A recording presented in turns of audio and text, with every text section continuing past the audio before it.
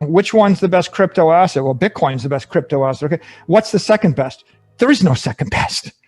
There's no second best crypto asset. There's a crypto asset. It's called Bitcoin, right? Right? There's no second best. Okay. It's not like, man. Thank goodness.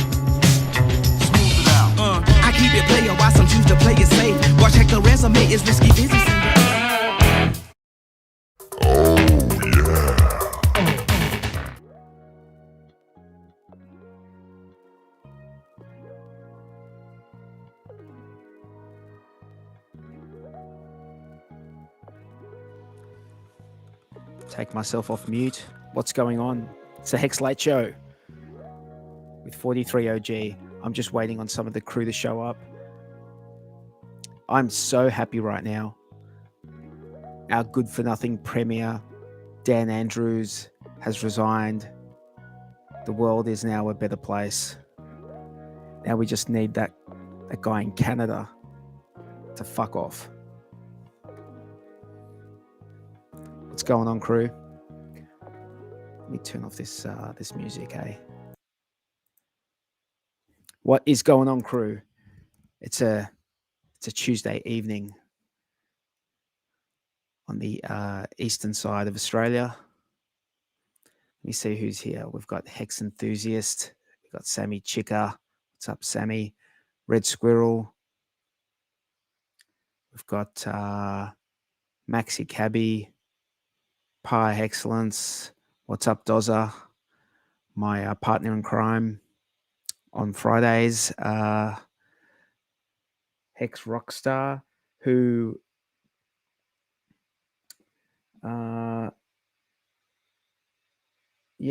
Hex Rockstar, who has asked for a link because I believe he's heading over to Australia for the meetup in August. So if you guys don't know, Sammy Chica, being the good lady that she is, has organized a meetup in Sydney, and it's over the course of 3 days. It's on I believe it's on the 13th, the 14th, and the 15th. I'm pretty sure it's on those 3 days. And we've got Hex Rockstar, who's coming over from somewhere far away. I'm not sure if this is right. I think he's coming over from Italy. I think. I could be wrong. Or he's Italian. or he speaks Italian. Something to do with Italy. Or maybe that's me who's just made that up.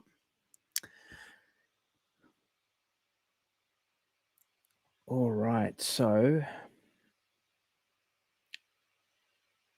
yeah, so I'm super happy. I'm super happy that guy's gone. Extremely happy. Are there any Victorians in the house tonight, or is it just me?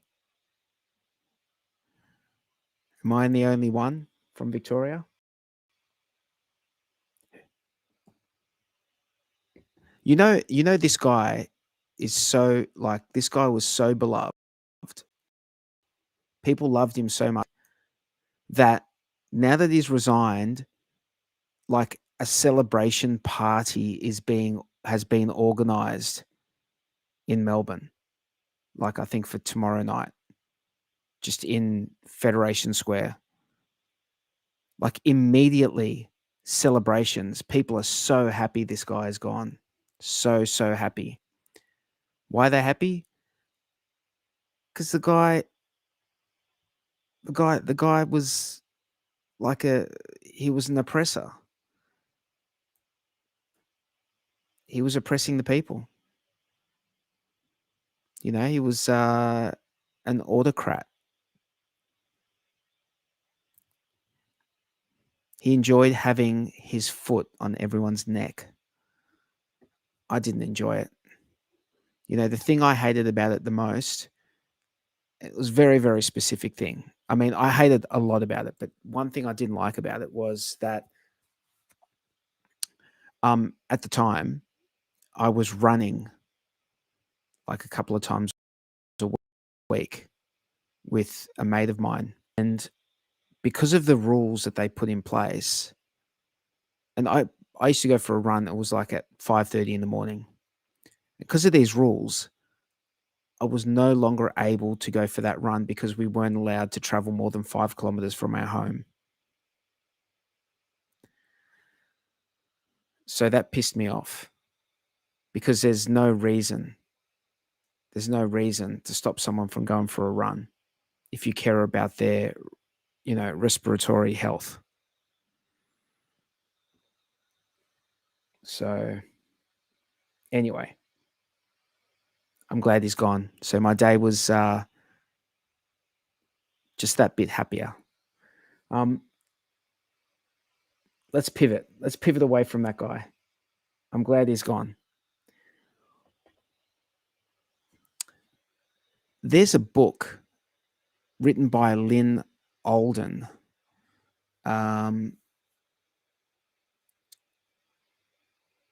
which I've been meaning to read, and I haven't gotten around to it yet. It's called Broken Money. But Eric Voorhees posted a page out of that book, and I'm just going to read some of it if you guys don't mind, because it's to do with a topic that we all enjoy talking about for the most part. It's to do with the Federal Reserve and money.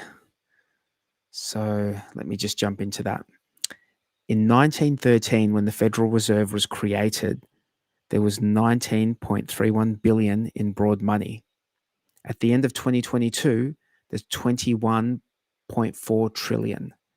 Now that's 21,400 billion in broad money, which is an increase of 1,118 times over, or an average of 6.6% per year when compounded for 109 years.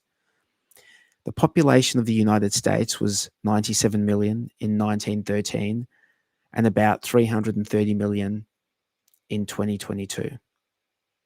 This means that in 1913, there were $199 per person in the system, and in 2022, there were over $64,800 per person in the system. This is a per capita broad money supply increase of 325 times over, or a 5.5% compounded, or 5.5% compounded annually. The scarcest things, such as luxury waterfront property and fine art from famous deceased artists, tend to go up in price as fast as the money supply does. And that's because these things are truly finite and we don't get more efficient at making them.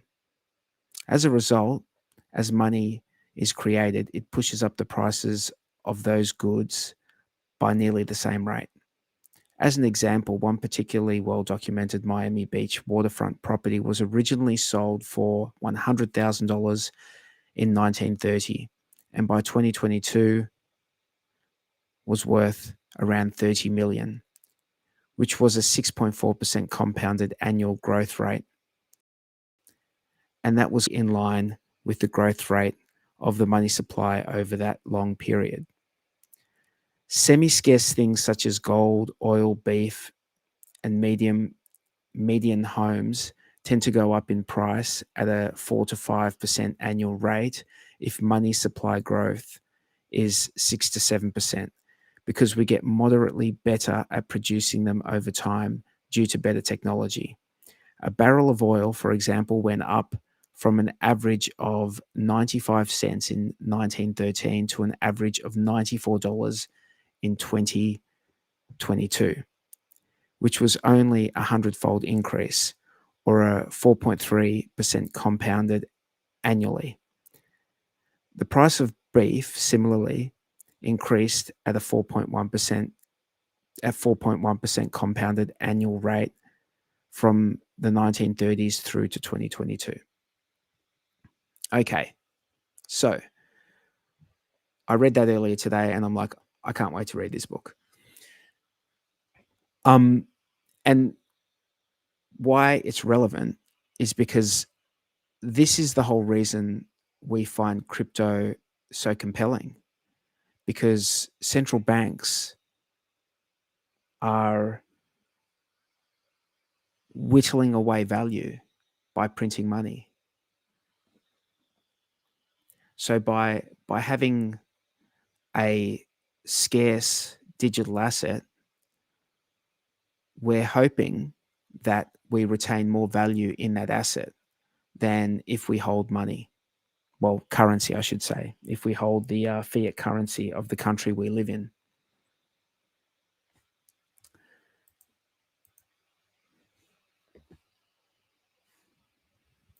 Now, what have we got going on in the chat now?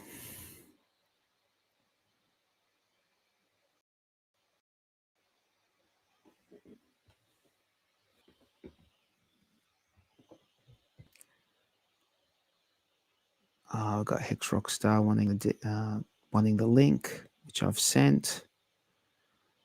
iBaseline, Dingo Wolf.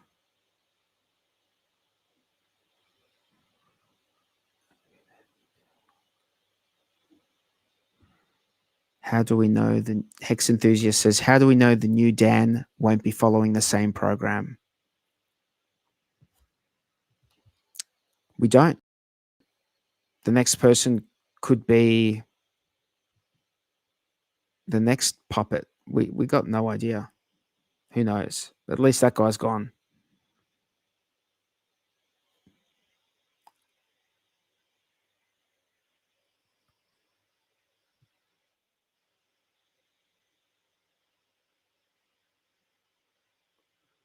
Not in Victoria, thank God. The brainwashed plebs love daddy government telling them how to live. Yes. I found this to be true. Yep. I very much found this here to be true. People I speak to. I mean, one thing I realized over that period is that most people aren't thinking in the ways that we think. Most people don't. Even though we feel like there's a lot of us, the average person, at least in Victoria, was happy to go along with the charade because they got voted back in. At the end of COVID, they got voted back in, and increased their majority. So I've got Hex Rockstar here in the green room. I'm going to bring him up. Hello, Hex Rockstar. What is up? Hey, mate. How are you? Can you hear me? I can hear you well. Can you hear me? Good. Yeah, all good. You actually look like a rock star, dude. I wasn't expecting this. That's the whole point. Are you in a band? Like what's Well, I used to. Unfortunately, I had to leave the UK, so I'm not playing with anyone anymore. But that's not my profession, really. That was just a you hobby. left the UK because of all the shit that went down, or Absolutely. because of Brexit? Yeah. Yeah. I'm originally from Italy, but I lived in UK for 14 years. I moved there to work in the movie industry, specifically visual effects, high budget, Hollywood special effects, CGI kind of stuff. And when the pandemic started, we started working from home. And also the HEX bull market happened. So two things at the same time happened. Basically, I didn't want to get stuck in the country, just in case Boris Johnson pulled some bullshit like Australia, where you couldn't leave the country without getting the jab. And I realized that I had to pay a bunch of taxes. So I actually hired a famous offshore consultant. Everybody knows him. And I decided to move somewhere else, which is still in Europe. It's a bit under the radar. It's a tax haven, but it's also not regulating crypto, so there's no taxes here for that. That's cool, mate. And that's it, cool. Basically. It sounds like you made the right move. A lot of us were thinking along the same lines back when all of that stuff was happening. Italy wasn't any better, unfortunately. They were just as draconian as a lot of other places. Yeah. I never considered moving back to Italy anyway. And now actually taxation on HEX stakes is just as bad as the UK. You're supposed to pay on what you hold instead of what you sell, really. Except if you have a company and your assets belong to the company, but I haven't actually researched into it. There might be a point. I mean, would you like to go back to Italy at some stage? Let's put all that tax stuff aside. Would you like to be in Italy if that wasn't an issue for you? I think the issue is more freedom and whatever happened in the past 3 years. Yep. Yeah. Man, I'm not sure. I'll just bring Tangent up. Hey, Tangent. What's going on, mate? Yo. Sorry to interrupt. Sorry I'm late. Let's go.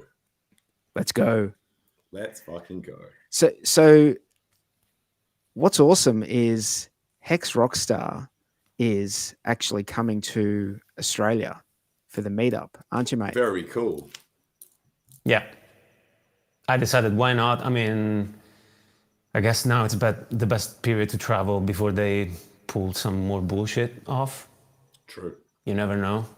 And also, unfortunately, the Writers Guild of America strike has caused a little bit of a shortage of work in the industry. So I have plenty of, holidays. Man, it's like every time I look That's up cool, crypto, man. there's another strike in Hollywood. Is this the same one that Tim Dillon was talking about, like maybe a month and a half ago? So back in May, the Writers Guild of America decided to start a strike to get some protection, get more money, I guess, and also get some contract protection in terms of AI and what AI can do to write stories, basically. And if the writers don't work, the projects don't get greenlit, productions don't start.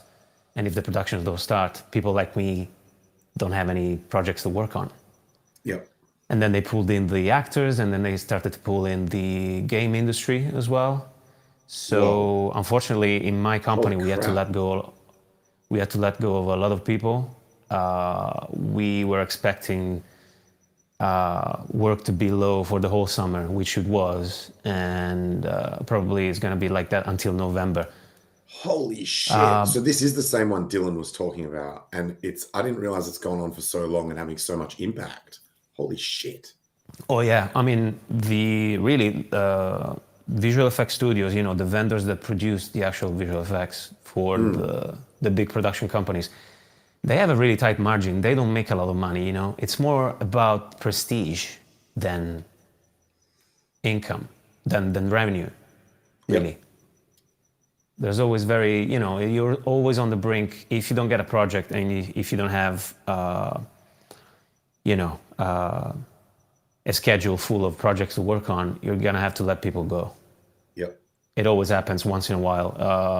Actually, it did happen when HEX was launched, because I used to have a permanent contract with another company, which is one of the biggest visual effects companies in London and probably in the world. They fucked up something with production about on a movie with Marvel, which was Aquaman, actually. Yep. And because I didn't have a responsibility role, they decided to let me go, and they told me 4 days after HEX was launched. So was that good or bad timing? It was a good timing, because actually by then I had lots of friends in other companies, and I started making phone calls, and I got the job in the company where I am now almost straight away. Oh, cool. And I started working for them on the day of the HEX bottom, January 5th. Oh, nice. Yes. Yeah. And but I was still DCAing, before and after that day. Unfortunately, I was just busy to, perform well in the company. I wasn't really risking all my money, Until then, I was pretty much broke, and I didn't want to risk all the redundancy money that I got. So I could have put it all in HEX if I wanted, but it didn't happen. But yeah, and also it happened in 2012. We were working on World War Z, and the movie was stopped because they wanted to reshoot some of the sequences. So I was one of the people that was let go, and I didn't work for 6 months, basically. It always happens. So sorry to come in late, but what's typically your role within these movie creations? Okay, so just roll title. If you've already been through it, just roll title is enough for me. Like, I don't want to make you repeat yourself. Oh, no, I haven't explained anything, actually, so that would be cool to say, to explain. So in a big production, I mean, CGI is not easy. It's not like you push a button and the computer does everything, Yeah. Hi, Sammy. And yet, to be honest, AI... Yet. I know. AI is not good enough yet. Yeah. Because it's not consistent.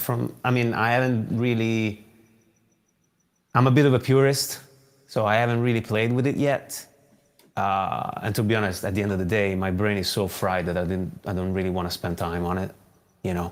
Doing more CG stuff at home. I don't care. I've been doing this for 18 years. But from what I could see, AI, every time that you do a prompt, it comes up with something different. Yes. Right? It's just an iteration that is different. In order to make a movie out of it, it should be able to make a sequence of frames that are consistent with each other. It's the same thing, but it's moving. But from what I can see, it's just there's little variations here and there that are pretty much random, and there's this fade effect that is blending from frame to frame. And for some reason, the fingers are all fucked up. The fingers are always... But anyway... And the fingers and toes are always fucked up, aren't they? Why is that? Have you seen, relevant to this, have you seen Mana did a NFT creation, which is the first video NFTs to be put on PulseChain, and they are these, they're female characters that are in like orange groves, and it does do this sort of morphing thing where it's predicting the like the graphical evolution of what could possibly come out of various elements, with some things being fixed and some things being able to be changed. They're quite an interesting example of how the AI sort of, like you said, exactly what you said, in line with what you said, that the generation is somewhat random, like as in it's sort of like randomly generating the next thing within that frame, or for the frame. Is that, can I ask, Tangent, is that just generating a series of different images from the same image and then smooth cutting them from one to the next along the way? Is that sort of what's going on? I don't know exactly how it works. Like, as in, I've spoken to her partner, who is the AI engineer. Like, he's an AI engineer that works with like $200 million AI rigs as part of his formal work.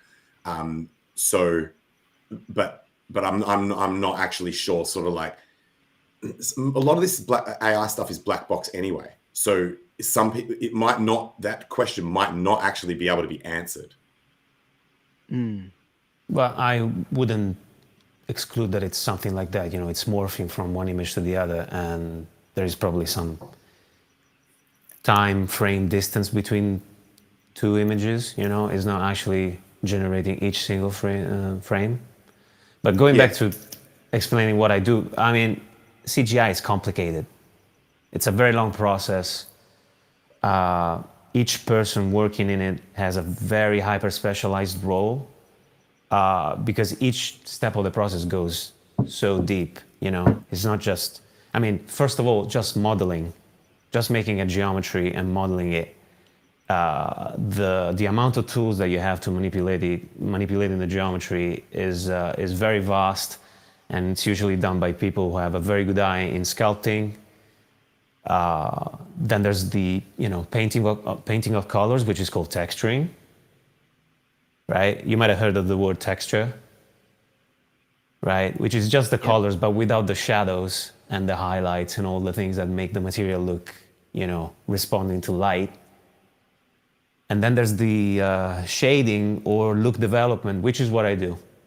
Basically, I take the models and I take the textures, put them together, look at them in under controlled lighting conditions, which is virtual lights, of course, and then start tweaking at this thing that are called shaders, which are basically mini programs or scripts that run in the render engine and determine how the material qualities are responding to the lights, right? And you're constantly, if you're copying something real, you're constantly referencing to the pictures that have been captured on set, or you know, somebody has took some reference photos of the actor or the prop that you're trying to reproduce, and then it's just an A/B, you know, iteration process where you just go on and on until you get as close as possible, depending on the budget and how real it has to look. Then there's the rigging, which is the adding animation controls inside the model, which allow to deform it in an organic way that looks like they have muscles under the skin to compensate for the volume in the joints, and they provide an armature of controls in the 3D program for the animators to control it and time it and put the keyframes on. And then there's the lighting, which is trying to basically reproduce the lighting conditions from the footage where the CGI has to be integrated in. Usually have some capture on set of the environment, and it's basically projected onto a spherical map that is used for image-based lighting. And then after that, we're not finished. The lighters just render out what is most efficient and more, what makes more sense to make directly in the 3D program. But then we have all of the photographic artifacts and elements that come from an actual camera and lens, right? Depth of field, the grain, lens flares, all things that doesn't really, it's not really worth to reproduce directly in the 3D program. You can just do them in 2D. It's faster and you have more control. So that phase of the work is called compositing. Compositor takes all the elements, all the 2D elements, the real footage, the CGI, and other utility passes, we call them, to be able to integrate the CGI and make it seamless with the photography. Like, literally like 3 steps into what you were talking about, I was like, let's just get a dude, dress him up in a green suit and get some phones and go and film this shit for real. Like this sounds like the craziest amount of effort just to make a motion picture. Oh yeah, for a movie, for a high budget movie, you can work up to 6-7 months.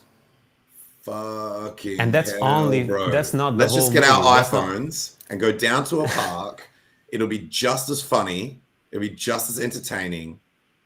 This is why there's a TV show called It's Always Sunny in Philadelphia, and that is a really good example. I guess Breakfast Club is like a historic example of it as well, where you can effectively just get a group of people, chuck them in a room, turn some cameras on, and create a movie experience that is fucking incredible with literally zero budget. Like I'm rounding down from very inexpensive to zero compared to this. This sounds crazy, bro.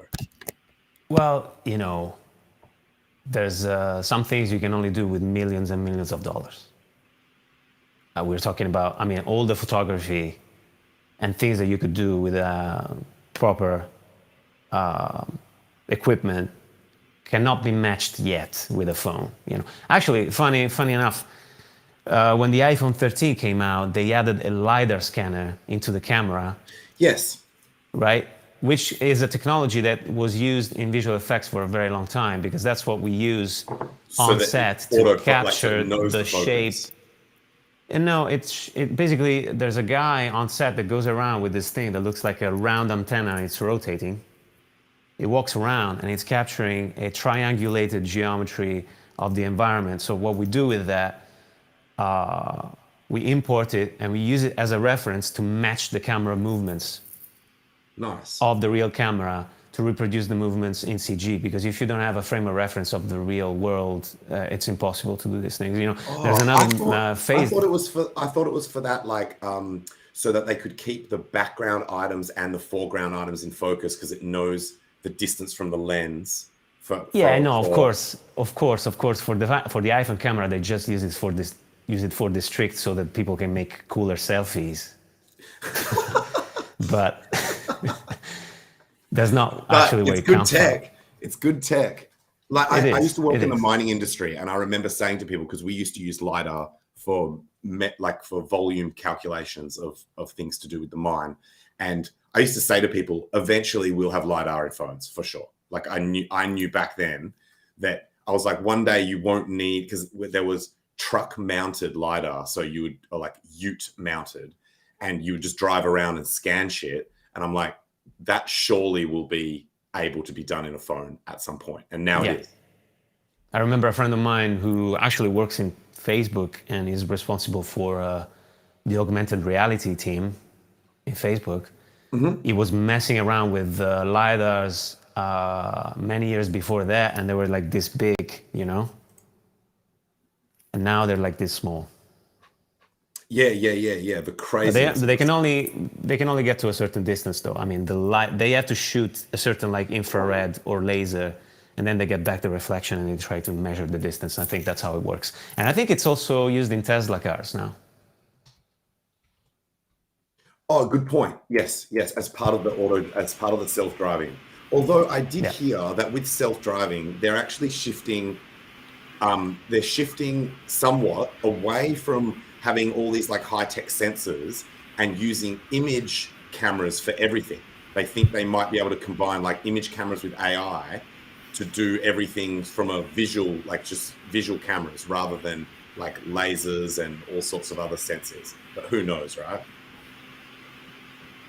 It's all a matter of time. That's so interesting, man.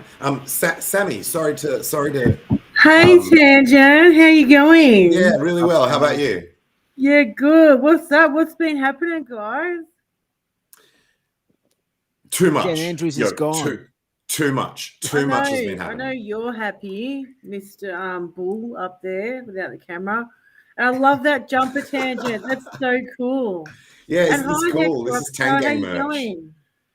This is Tangang merch that was gifted to me. That like when I do my streams on this channel, the merch links for all this stuff, including shit like this. Really? You got it all for free? Yeah. This one's a PulseChain symbol that looks like orange peel. That's cool. And that logo can be done on anything, by the way, not just cups. So you can have this logo on these tops. That clock behind me, which is a little bit on the piss at the moment. There we go. That's also Tangang merch. But yeah. So because all free, Tangent. That's freaking amazing. By the way, I'm bullish. I continue to get more bullish by the day on and I'm going to show you guys a chart at some point when we stop chatting about the PulseChain chart. I believe we have retested the top side of a descending resistance level. So I've got a bullish PulseChain for PulseChain. Yeah, I've got a bullish PulseChain chart. And as we know, we need PulseChain to go up. Well, we don't need it to go up, but it helps a lot for PulseChain to be in a bullish posture for everything else that we do on the chain. So, let's keep chatting. I'll pull that chart up a bit later as a little Easter egg. And I'm just getting more bullish by the minute. That's awesome. And Hex Rockstar, are you the Hex Rockstar that's coming to Australia next month? Yes, I am. Oh, awesome. Nice to meet you. How much? Nice to meet you too. That'll be fun. You're coming all the way from a long way away. I didn't want to dox your location, but coming from a long way away, so it'll be exciting to meet you.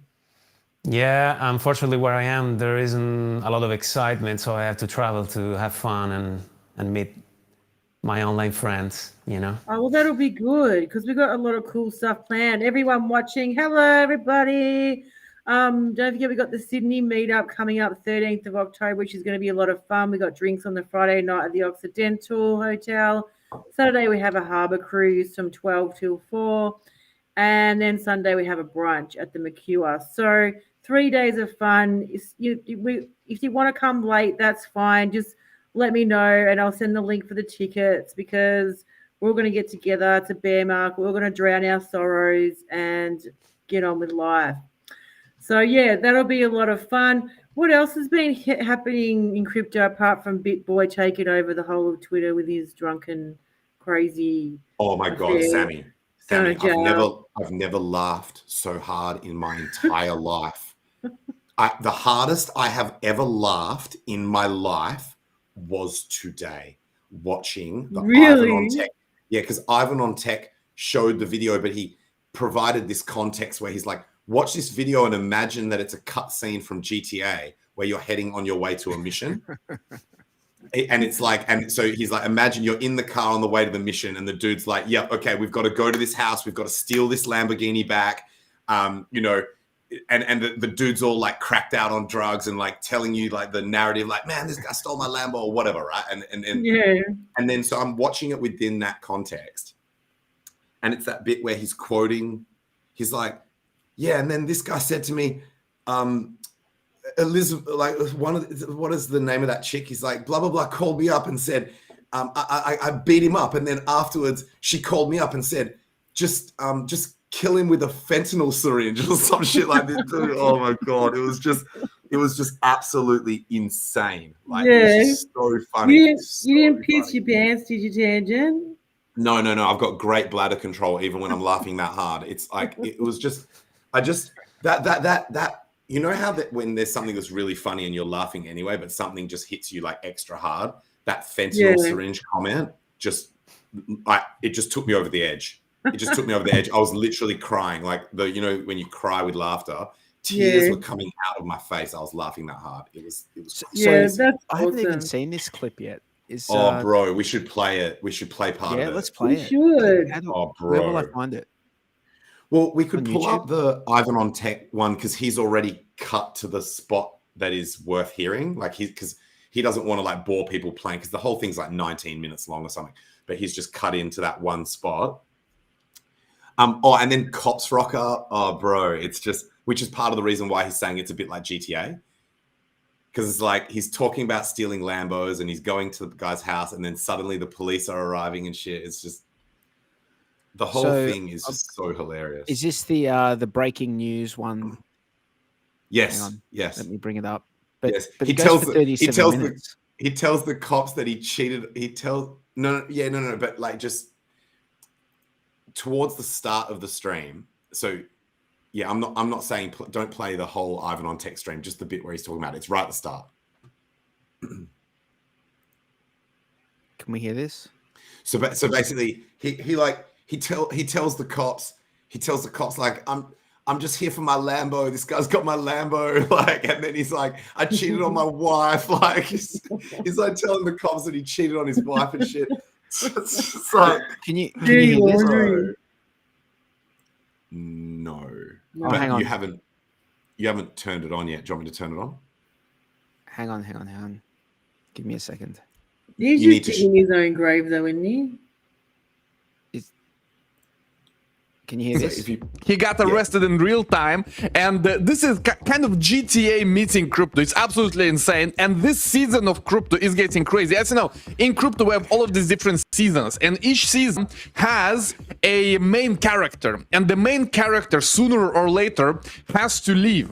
This has happened with Do Kwon, this happened with Alex Mashinsky, and it seems that BitBoy is the main character of this season, and I hope we can get him on the show. But what happened was that he went to Carlos, and Carlos is the guy who apparently has his Lambo. So Lamborghini, he tried to recover Lamborghini. BitBoy tried to recover Lamborghini, and for 30 minutes he was standing outside of the house of Carlos until he got arrested. I mean, it's so surreal. This thing is so surreal, guys. Watch this, and I will play you the clip right now and see for yourself. This is BitBoy speaking about all kinds of stuff outside of Carlos' house, and his Lamborghini is somewhere in the house, basically. Richard's the main what character. occurs is Rico comes back and says, man, this is a bad guy, this Ben.ETH. He's lived in like 9 houses in 5 years. He's a bad. Nobody would ever invest money with this guy. I mean, guys, I mean, this is like GTA. I think this is exactly like GTA. You know, when you drive around in GTA and then you have some kind of a character with you on a mission and they speak about the mission. I feel that this is like that. I'm imagining myself playing GTA, picking up BitBoy in my car, and now we're driving to some kind of mission, and he explains to me what's happening, man. Okay, let's. Carlos tells me he's going to go out there to solve the Ben.ETH problem. Okay, now what does that mean? I don't know what that means. All I know is we're trying to negotiate. But he takes it into his, here come the police, guys. Here come the police. Here come the police. Here they are. Here they are. Here come the Here's police, guys. Fuck. Here come the cops. Here's the police. Police are here, guys. So we'll have to talk to him here in a second. Here's the point. He goes out there. He doesn't even go out there. He pays someone to take pictures in front of Ben.ETH's house, okay? And then he tells them, I better hurry up quickly here.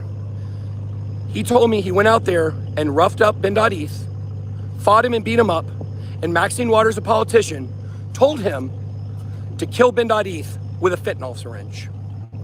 Oh yes. Here we have the cops arriving. Here is where BitBoy basically. What is it? Busted? What is this thing in GTA you have? Wasted or what is it? Wasted. Busted. Yeah, Let me know which text it is when you get caught by the police.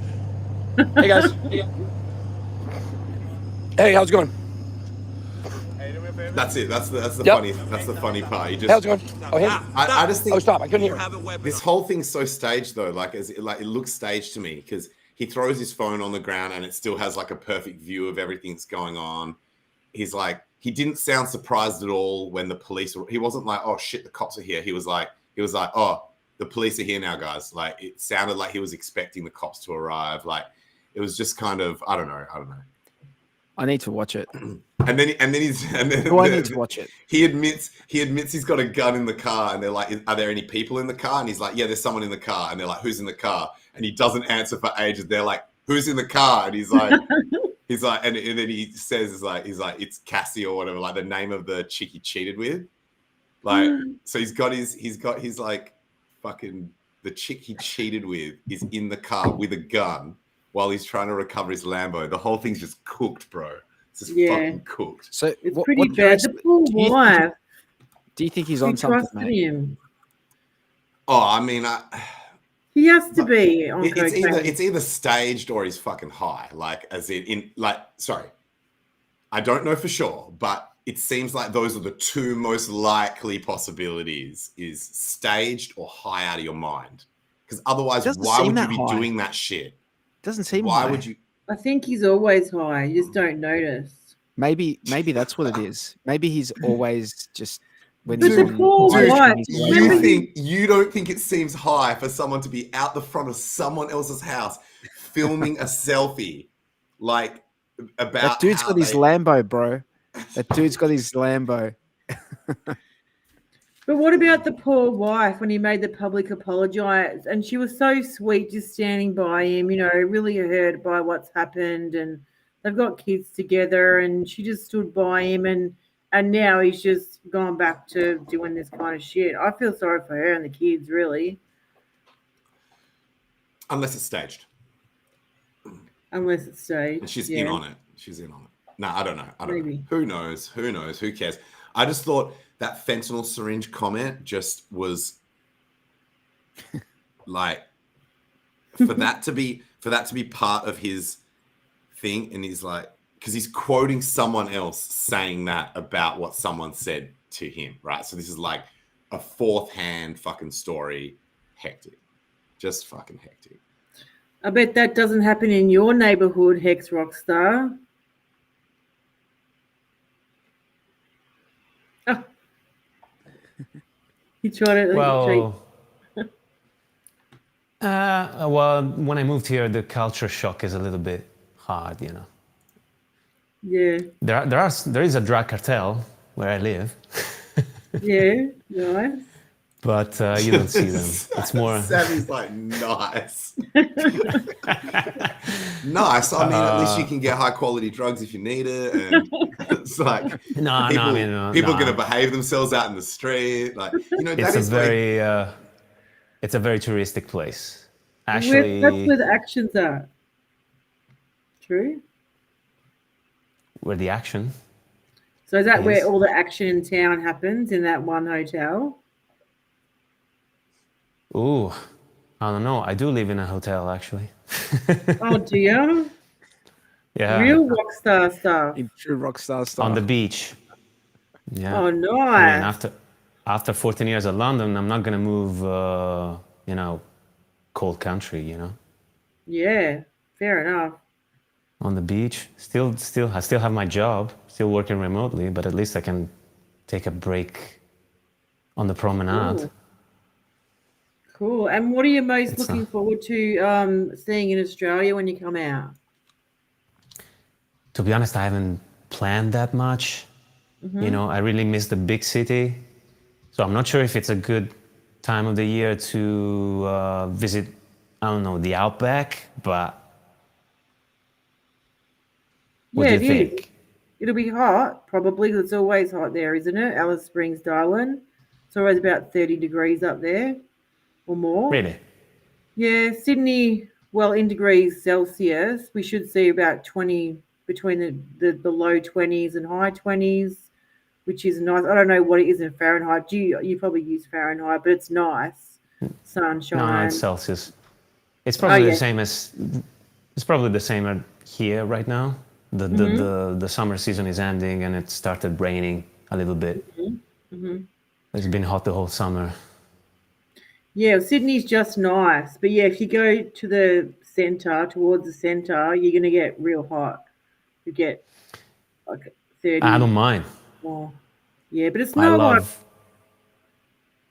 Thailand. I love the hot weather. Yeah.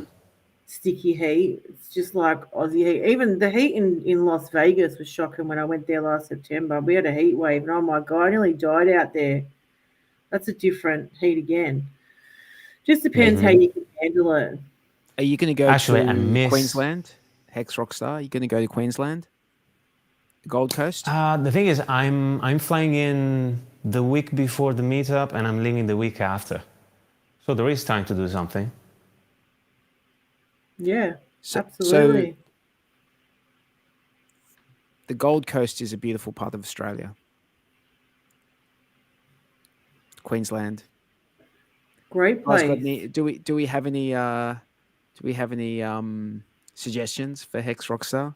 Where could we Yeah, go? the Gold Coast is awesome because it's for all ages. If you have a family, you can go there. If you're just a dude and want to go to strip shows, you can go there because it's got all that.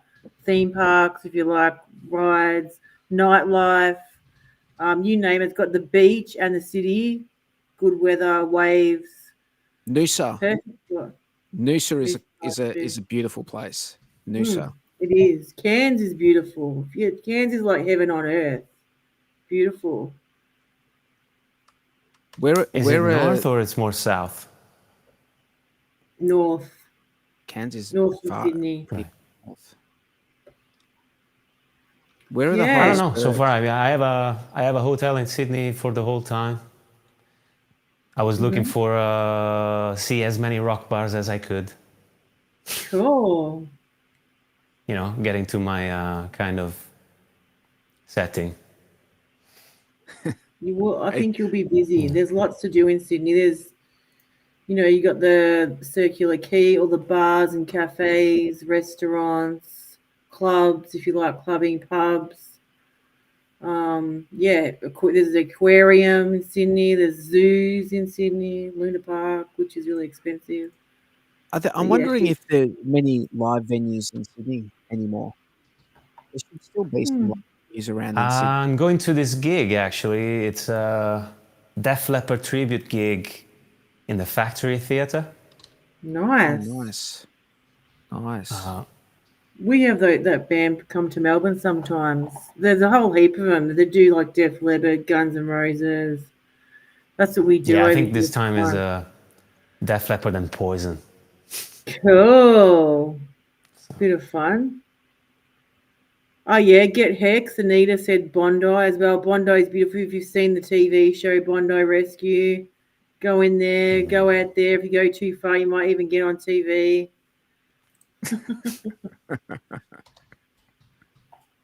So what's been happening in crypto, fellas? What's been happening in PulseChain? Why do we pump so government much? submissions. Everyone can submit. You were talking about this tangent on your stream about was it on the stream or was it on Twitter Spaces? You were talking about like making sure that you like don't just submit junk, submit like something reasonably articulate. Sorry, submit junk? Submitting, tweet. yeah, all the SEC submissions. Oh government yeah, like submissions people need to be careful, in my opinion, because something that you think, like I've seen people write and heard people say things that they think are in support of Richard, where I'm like, technically what this person is saying is actually bad if it was taken seriously. So like people have gone into Twitter Spaces and they're trying to defend Richard, but the shit they're saying implies that the reason that they invested was like, I won't go into detail, but basically like if you think about it, like what they're saying, you're like, okay, that's actually bad. Like even though they think they're saying something that defends him, they're actually saying something that is actually more in line with what you're not allowed to do. Follow what I'm saying? Yeah. So if you are unsure, like my opinion is that if you are unsure whether your shit is going to do harm or good, then just check with other people within the community before you send stuff. Is that something that only US citizen can do? Oh, I also had that question. I was also thinking that whether it's international or only US, and I don't know the answer. Do you guys know the answer? 43 and 7? I don't know for sure, but I don't. I think I remember reading in the post that it could be done anonymously. So if that is in fact the case, then you wouldn't need to be a citizen if it can be done anonymously. If you can, but you have to be able to access the page or whatever it is that will allow you to make those comments. So it may only let certain citizens in to actually be able to Or like a comment. VPN, like you just VPN in if that's the case. Like if it's But geo it's not blocking. just support for Richard, is it? It's just general support for the whole crypto sphere, isn't it? It's not really directed for Richard Hart. It's not like a affidavit or something like that. It's general crypto, right? Or no one's done enough research to even know. Maybe chat knows. Is it? It's not just in support of Richard Hart. It's about the whole crypto sphere. That's how I felt about it. I think the whole crypto sphere can benefit from the submissions. That's for sure. Tangent, do you have some? Hey guys, how are you? Hey Jexa, how are you? Yeah, going well. Sammy's right. It is open to everyone, and it was general crypto. It wasn't about Richard's case at all. Mm-hmm. You're looking well, Jex. I've just jumped out of the shower. I've just finished playing squash.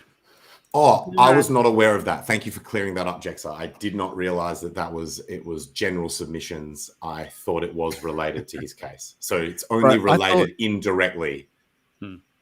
The way you said that, Tangent, I thought you were like, I did not know you just jumped out of the shower after playing a game of squash. I was thinking. Lol. HEX Rockstar, So- how are you? Good, sir. We've never met before, have we? No, I have been quiet for a long time. I'm just appearing here and there, you know.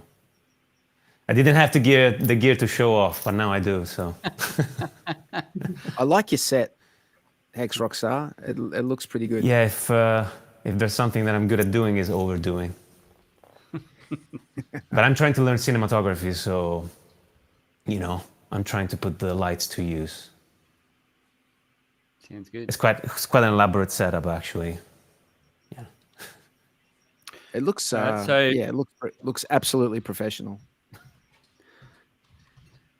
Not Yeah, what we that's what I use think it's grand on the of. show.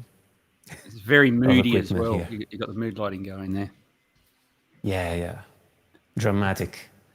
That's the word. Yeah.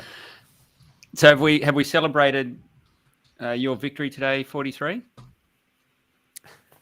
Mate, I've said it a few times how happy I am. Yep, I mean, good. I hope I'd like to see the guy see some consequences, but I'm just happy he's gone for now. Yep. Just happy he's gone. Sammy, you've got a feeling either way, or? I don't really give a shit, to be honest. I don't really read the news. I wouldn't have known if I hadn't scrolled past it or someone told me about it. But, you know, they're all as bad as each other. I don't pick on one. I just pick on them all. And, yeah, it doesn't bother me either way. Politics is just dirty. And, yeah, I just stay away. What about you, Jex? How are you feeling about it over there? I would like to see many more tyrants get what's coming to them. I don't know if you can hear screaming in the background. My kids are on holidays at the moment, so I apologise for that if one of them's murdering the other one in the background. Yeah, I think there's a lot of people done a lot of nefarious things, whether they meant to or they were just ignorant of what they were doing. I would like to see some of those people brought to justice for sure, held accountable. Will that ever happen? I don't know, but it'd be nice to think. It'd be nice to think we live in a just world, but I don't know that that's the case. But I think I just think it's good for everyone in Victoria, because I know a lot of people actually left Victoria. They left Melbourne because of what was going on. So that's not good when you feel like you're not even welcome in your own where you were born, essentially. So it's not good. I'd like to see Justin Trudeau leave as well. Yeah, I'd like to see him gone. Yeah, like that the- fucker needs it, doesn't he? He's got And it coming. Biden. I want Biden to go too. Yeah, that there's quite a deep rabbit hole with Trudeau when you head down that with his father and all that, and it's doesn't look good.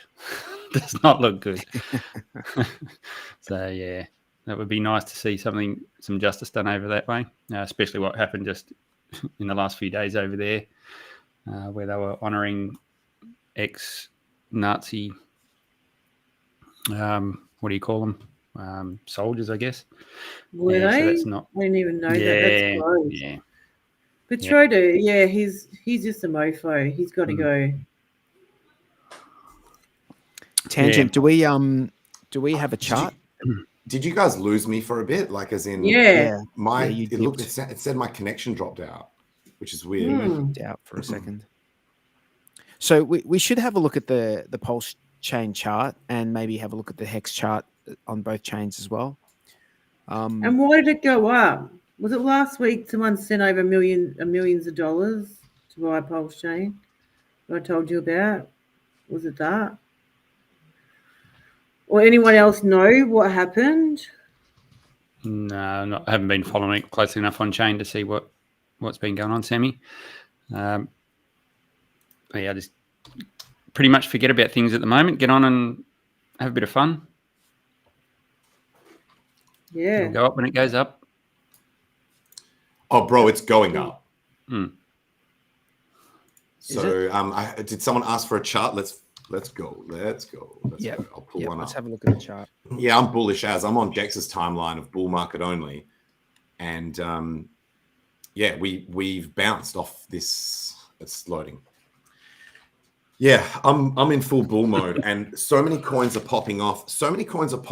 That for me and other people who have kind of like been playing around with other coins just for fun in small quantities, it's like they're popping off so frequently that it's like you miss some of them, like as in like to try and sell pumps. It's like you have to spend your whole day just selling coins. It's ridiculous. So I'm getting that like that vibe of that early DeFi bull run, I think this is the PulseChain bull run. This is starting to expand. We've got coins popping off. We've got it's just like, yeah, it's just crazy. It's just crazy. And I think PLS holding, which I'll pull this chart up, I really think that PLS just not going down will be enough to create the foundation for this run of PulseChain projects to pump and really get like more and more people are coming over to our chain. Yeah, I mean, it looks like we're on the technicals. It looks like we're forming a base, which has had to happen sooner or later. I think we probably would have done that earlier, except for the SEC FUD gives a bit of a whack around the head. Agreed. So we had to sort of reset that a little bit, but it looks like we've got the start of a base forming there, which is good to see. Yeah, I think the low is in. We've put in a W bottom with the slightly higher low. Sorry, I'm trying to get this chart up, but it's just being a bit of a dick. I can bring a chart up if you like. Oh no, but I want my lines on it. Yeah, I want to show you guys what I'm talking about in terms of this. Well, you know, thanks to KDP, this is where I got this information from. She said that there's over 200 projects now on PulseChain, and it has 80% of the daily transactions of Ethereum. We had a new all-time high for PulseChain daily transaction, which was 811,365. So I think it's great. I think it's great that, you know, that the PulseChain is getting used. It's not just a ghost chain. And I think it was number 2. I think we said last week it was number 2 chain for volume. So that's really cool. And I know for me, I'm not just in HEX and just Richard Hart stuff. I look around the ecosystem, but I'm very cautious about what I look at. And, you know, I want to see more adoption for PulseChain. I want to see more volume on PulseChain. I mean, now is the time to learn how to use all the tools that are being released as well. So you've got all the stuff, Fiat, Fox, what's the other one? Famous. Yeah. So start learning how to use all those tools. I think I said this last week. You can chuck literally like So true. you So can chuck true. $30 at it. The transactions are so cheap that you can chuck $30 at it and play around and deposit collateral. You and will take not loans have on it. time to learn. Like I experienced it today with the number of coins that were just mooning, and I was trying to like take profits and shit like that, and just not having time to handle it all while also trying to handle other shit that I'm working on, and like within the crypto space. And it's like once the bull run gets real hectic, you are not going to have time to learn, and people are not going to have time to explain it to you. So I've been telling my AFK friends they need to start pay attention. They need to start learning. Some of them didn't even know, like, they're like, how do I do shit on PulseChain? Because I'm like, that's where the action is. And I'm like, holy crap, people don't even realize. I'm like, okay, you need to get Rabby Wallet. You need to go look at Patius as the DEX aggregator, Rabby Wallet as the wallet or the desktop app, and PulseChain as the EVM that you're using. Get that stack together and then come back and talk to me. And so they're in the process. So my IRL friends are in the process of kind of like setting up that tech stack so that they can actually start to take advantage of some of these pumps, because I forgot, they all left, like they either weren't in crypto or they were, and then they left before PulseChain even launched and haven't come back yet. So they're like doing they're contacting with noob shit. But the most interesting story is the guy who dragged my ass back into crypto in 2015 after I rage quit in 2013 and like it was like late and early, so like it wasn't even a full 2 years that I was out of the game, but long enough to miss out on some serious opportunity. I got him back in. I'm like, let me return the favor. Let me do for what you did for me in 2015, where you brought me back in at the start of one of the most epic bull runs that went from 2015 through to 2017, like the most maddest of gains, just relentless upside action. I was like, dude, you did that for me in 2015. I'm going to do the same for you right now. Let's get the fuck back in. Let's make this money. Let's fucking get this paper. And he knows what to do, right? Like, as in he's used Ethereum and shit like that. So for him, it's not going to be a drastic learning curve, but for a lot of people, that learning curve is going to be drastic. So if you've got normie friends, you have to make them aware. And Jex's attitude is perfect. It's like, you don't need to be fucking around with a huge amount of money. Just get play money just so that you're not zero exposure to crypto. Just don't be zero exposed. Because if something goes and does a 100x, you only need like tens of dollars in it for you to start your crypto journey. So I think it's more at the moment. It's like everyone's obviously in different positions, but a lot of people have packed their bags already because they've done the sacrifice and so forth. So they've probably gone in pretty hard or heavy on that initially. A little bit painful at the moment, but and if you've still got dry powder on the sidelines, great, you can take advantage of it. But even with what you have got, whether you're stacking more now or you've got a bag packed, there's awesome tools out there where you can start setting up strategies for getting yield. And if you can figure out how you can chain all these different tools together, then there's plenty of opportunity there. And do it now, because like Tangent says, when the market really heats up, it'll start running and you won't be able to think.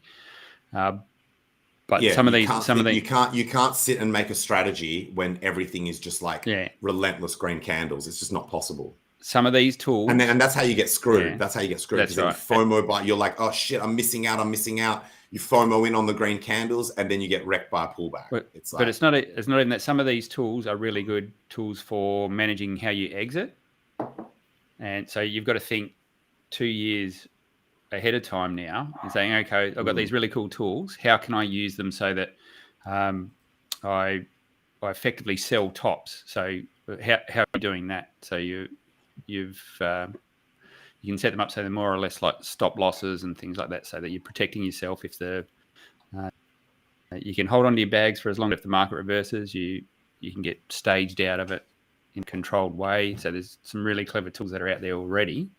And hopefully we've got liquid loans coming out soon as well. That's another massive one you're going to want to know how to use. been playing around with fiat.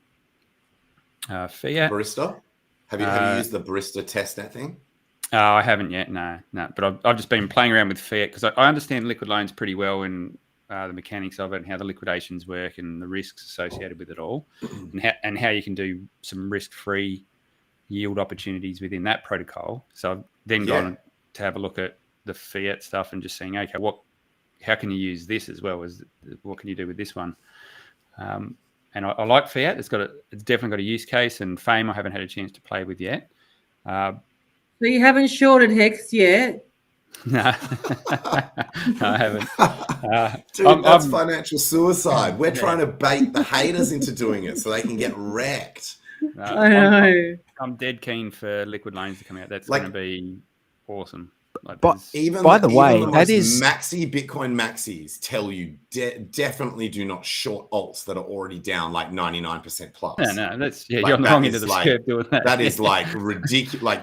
Like you look at the chart, like you've already missed the entire down move. It's like buying tops. It's like it's effectively it's the same as buying tops. Hey, I like buying tops and selling bottoms. So Tangent. So that's exactly what I'm saying, Tangent. Now learn what these tools do now, because when it comes to the top end of the market in a year or two's time, then you've got those tools there where you can have a go. Like the risks taken out of it if you're up at the top of markets. Yeah. We've got something to give haters now. I think we've got something to reply to haters. They can short it if they really think. Yeah, but if they're smart, they can counter with what I just said. Like as in that if you're saying put your money where your mouth is, but they're smart enough to know that you're like, shorting cryptos. Even though I do think your coin is going to zero, like I'm speaking as the hater now, even though I do believe your coin is going to zero, I know the risk is too high that it could get pumped by like a fanboy. It could get pumped by a founder, a whale, just to wreck my short. So it doesn't actually prove shit. Or like all it does is it puts me in a risky position on a highly volatile asset that's as dumb as using leverage in either direction. So, not to like discourage people from using the tools. Like I would say that shit. I would encourage any hater to do that anyway, and let them try and come. We want to bait. They won't watch. Haters won't watch this stream because they don't. Hex haters don't watch this stream, so they won't get this alpha of the counter argument that they can use, so that they don't have to do it. We should absolutely bait them into doing it, and then just rinse them out. So. But yeah, speaking of yield, Barista's going to do a front end for liquid loans that I'm quite excited about because it's coffee themed, and there's going to be an extra like yield generation token called Bean if you go through that.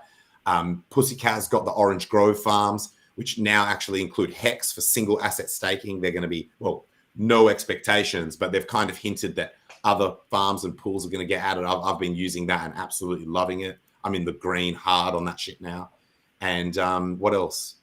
So yeah, I agree with Jexa that like even though Jexa's not speaking to these specific examples, I am. I agree with Jexa that like playing around and doing fun shit to do with yield, your potential for the win, it's almost a little bit like a minor form of leverage. Like if you're playing around with yield strategies, you're just increasing your exposure without actually increasing your financial input. So if you believe that shit is going up, like if the market turns around and stuff starts going up, anyone that's playing around with yield related shit, whether it's LP fees, yield farms, liquid loans, shit, like any of that shit, they're going to benefit disproportionately. And they're just gonna be like, holy shit, where did all this free money come from? Yeah, you got to do it. You definitely got to do it safely. And there's, and I'm speaking about liquid loans in particular here. There's strategies you can do where you can participate in yield, but not put your bag at risk. So if the price moves against you and you're in a position where you could get liquidated, then you haven't. You've got a means to pay down your debt so that you can release your collateral before it gets liquidated. So there's ways you can do that so that you can participate in the yield, be long pulse, but also get out of a position if you need to. Red Squirrel's someone else that deserves a shout out here at this point. Is he's spent a lot of time from before PulseChain even launched, like back when we were doing the Ethereum proof of work stuff together. Like, and when I say together, I mean the community, and like many strategies that factor in like how these things can stack, and the the risk and the sort of protective yield strategies that are sort of like smart yield strategies that potentially could get automated through some of these protocols that might be coming out. Like, has Tetra launched yet? Feels like that should have been a million years ago. Like, not sure. Not a feeling, sorry. It seems like that was a long time ago. So these tools, if you're not staying on top of like these tools as they come out, you're going to get left for dead, right? Like Jex is absolutely right that you need to be aware of the stuff that's available to you, because more and more automation is going to come into it. I know people that are doing really cool shit with like, with the tech, like really cool shit that's making me giga bullish. Like there's new shit that did not, like there's new uses of smart contract tech within our ecosystem that is being like, it's actually being deployed. For some projects have actually already done it. That is not anything you've seen before, right? In terms of like, again, it's another form of yield, I guess. What are we talking about here? What are we talking about here? I don't know. I can't go into a lot of detail about it because I'm involved in like, not involved, but I'm potentially involved in something that. So I can't go into detail. But there's stuff going on. What can I say about this? I can't say anything about it. I can't say anything about it yet. Surely you can tell us. But I promise when the time is right to talk about it, it'll be on this show or at least this channel. Cool. So it's groundbreaking, something groundbreaking, right? Is that what you're saying? It's something that hasn't been done. It's something that hasn't been done before ever. It already exists, but there's a couple of other people that are going to be doing something similar. I am not formally involved with these teams, by the way. I just don't want to blow up their shit and like talk about it, and then other people might steal the idea and shit like that. So fair enough. So I don't like doing that shit where it's like, just fucking tell us what it is, man. But out of respect for them, I don't think it would be a good idea for me to start getting excited about it and talking about it now until they've. All right. I'll at least wait until they've launched it. All right. Yeah, cool. But fair enough. Jex, you got everyone a little bit excited with talking about the tools that are out. Oh yeah, there. what tools? Good. Get excited. What tools? Jex, when you like, have what's one of the top tools? What's the top? No, tool? yeah, I want to hear that. And can you make a video for everyone that we can go back and watch like children over and over again? So we can I'll see what I can. See what I can do. And Tangent, you got to do it too when your shit comes out as well. No, it's not my shit. It's not my shit. It's well, I'm not officially or formally involved in it. I've got my own idea cooking up, which I'm very excited about. I've got an idea cooking up. I've done it in a way where I am proving that I'm doing it purely for the culture. I will not benefit financially a single cent. Like, so, and I'm not saying that it's necessarily a problem if people do projects where they do benefit financially from it. But if I do any shit, it's going to be like zero financial gain. So just so that I can prove to everyone that I'm doing it for the culture. And that idea that I'm cooking up, it's pretty fucking insane. Like it's pretty insane. So yeah, but we want to learn. If you're doing something cool, we want to find out what's going on, how we can benefit from it. Yeah, well, I'll tell everyone about it once it forms up, because it's in its infancy in terms of the development of that idea. Yeah. I think. Is it Tangang related? Yes, it's Tangang related, but mainly just because they have been so supportive of all of my ideas and have effectively offered me free everything, like free devs, free like team, like that. Do you know what I mean? Like, as in, and not just me. They do that for everyone. Like anyone who wants to do an idea, as long as you can prove that you're doing it for the culture and not just there as a fucking cash grab, then they will support anyone. So this is not something special to me. Like, it's not like they're offering me this and not other people. And so I was like, fuck it. I want to do something for the culture. I want to do something that proves that I'm not doing it for the money. And so we're cooking up some ideas that are just absolutely insane. Like, Cool. it is, yeah, it's real bonkers. Sweet. Awesome. Hex Rockstar, And you were free going to stuff's say something awesome. there, weren't you? Yeah, I just wanted to touch upon this thing. I think, the psychological profile of people that approach crypto are mostly very technical, and sometimes you get excited about the technicalities but forget about making it simple for the layperson. And I see it in my job, for example. I mean, it's a world where artists and technical people meet together, and then there's the middle ground, right? I think I'm pretty much in the middle ground, and after years of experience, you realize that there are always the same patterns that happen, and people do things always in the same way. And once you,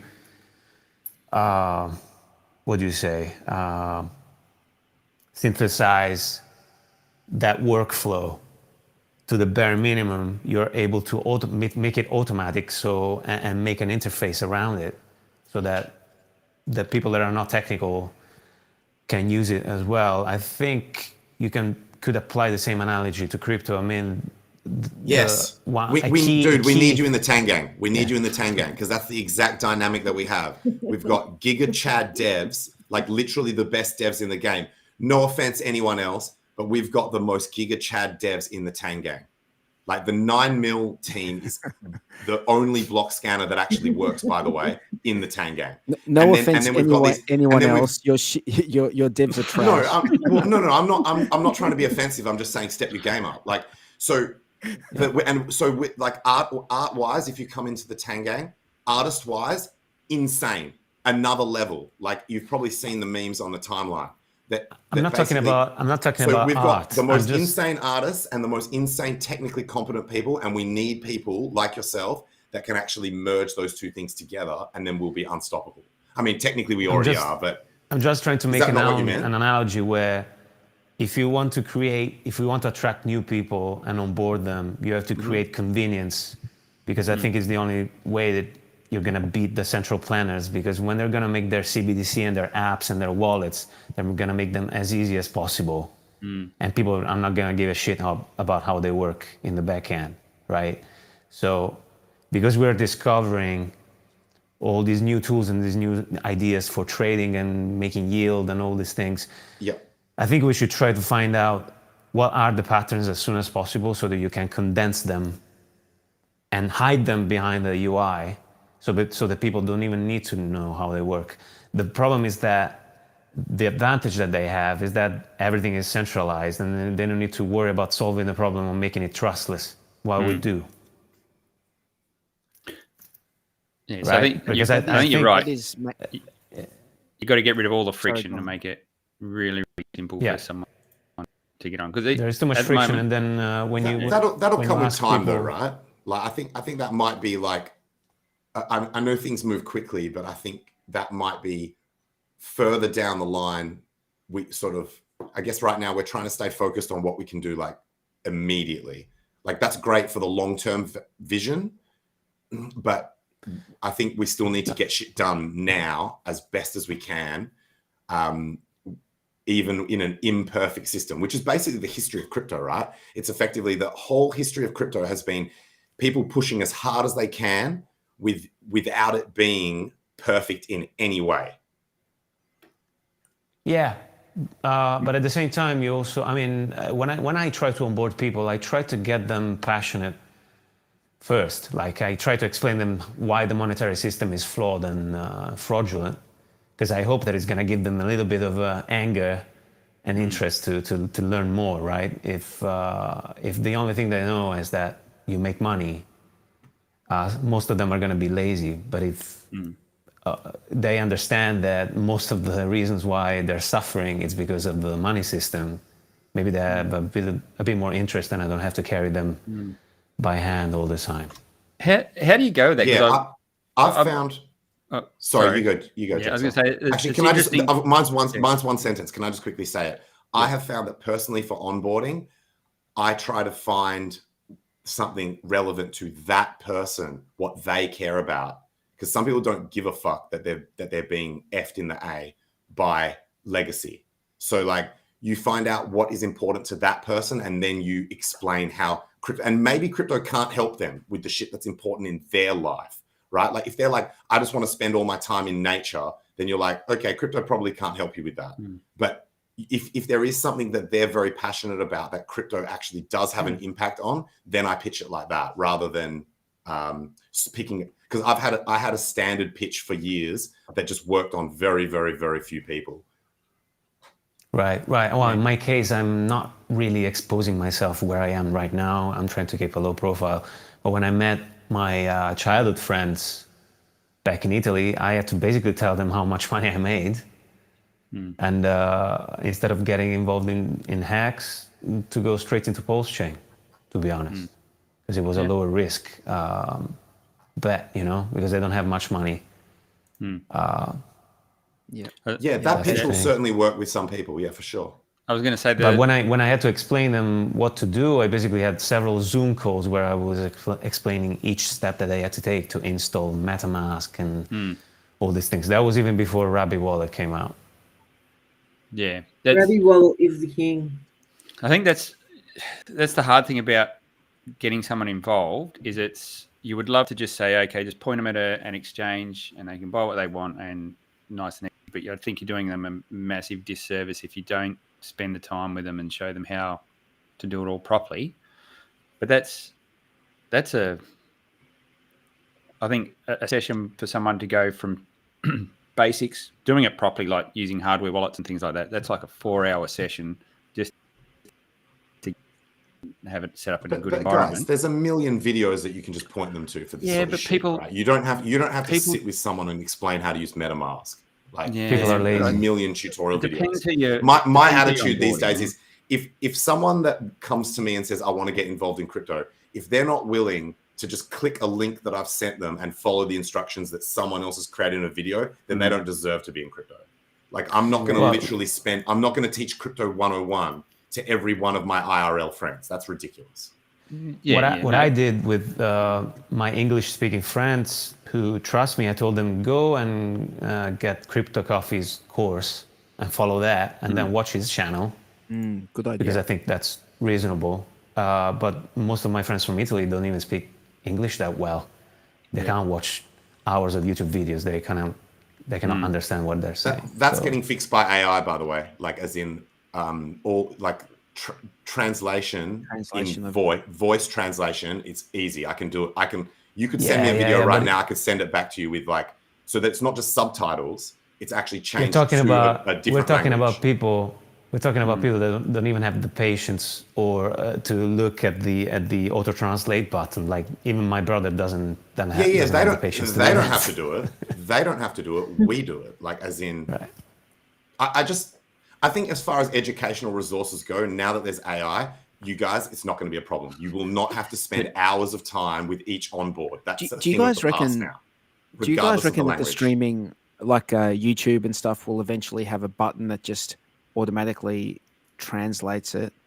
Yes. But then also does the thing with the mouth, because now that of course, so it looks like it already exists, dude. It already exists. Literally, already exists. I know it exists, but it doesn't. But it doesn't it's not on YouTube. It's gonna sound like each individual content creator currently has to do it themselves, so there's no button on YouTube to do it. But how far away do you think that is? Yeah. It's going to be it can never be perfect. It can never be perfect. It doesn't need to be. Most people don't even look at the screen. They just listen to the audio, right? So if it's but even the translation, it's gonna sound like bro, that will not be a problem, dude. That will not be a problem. But there's some Google Translate. There's some sentence. I know native speakers from other languages, and I've been asking them when I use Google Translate into those languages. I'm not going to say what those languages are. Where I'm like, is this roughly correct? They're like, it's fucking perfect, and that has been for years. For years. The so difference I've stopped asking now. And we're talking languages that would be very difficult to translate between. The difference in between a text and spoken is that sentence structure is different in different languages, like grammar, the way the sentences come out. Like things are completely different. Like even with similar languages, like you might AI's not gonna think, smash all that, dude. yeah, but AI like will in a smash all that. video, if someone's using their hands to gesture something, but then it's at a different part of the center. If you spoke more than one language, like you would know what I'm talking about. I actually do. I agree. Oh, This morning I was watching a review for a pillar drill that I wanted to buy, and it was in Austrian, and I tried to use the auto translation, and it was terrible. I couldn't understand shit of what the guy was saying. But anyway, if it happens, I think I picture it like one of those Eastern European movies where you hear the original audio in the background and this boring voice overdubbing it. But by the way, Tangent, I didn't know that you spoke another language. That's awesome. Yeah, I'm not going to say what those languages are because obviously that would be a partial dox. But yeah, not like, look, I'm not very good, but I can speak multiple languages. Like especially like languages like completely different languages that are like no grammar mine are like mine are all European. So they're not like crazy different.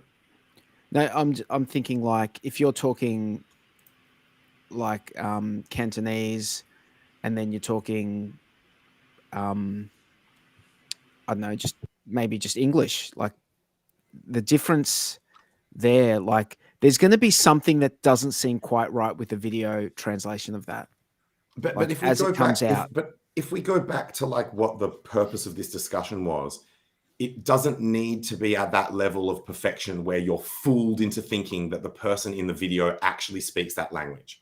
It just needs to be good enough to convey the information correctly to the user so that they can onboard into crypto.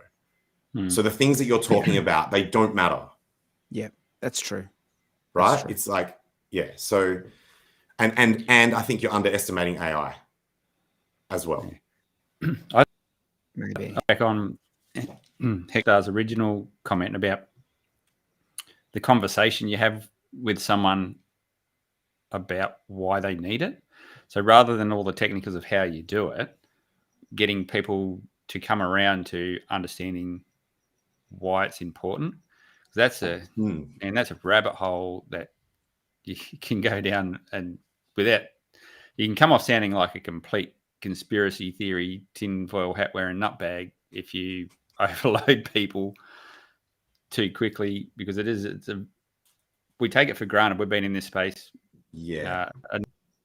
and you're very exposed to it, and you're probably more in tune with what's going on, and we're surrounded by it every day. Whereas most people get up, go to work, don't give a second thought to how money works, where it comes from, how it's created, why they're feeling the pain that they're feeling, other than media headlines.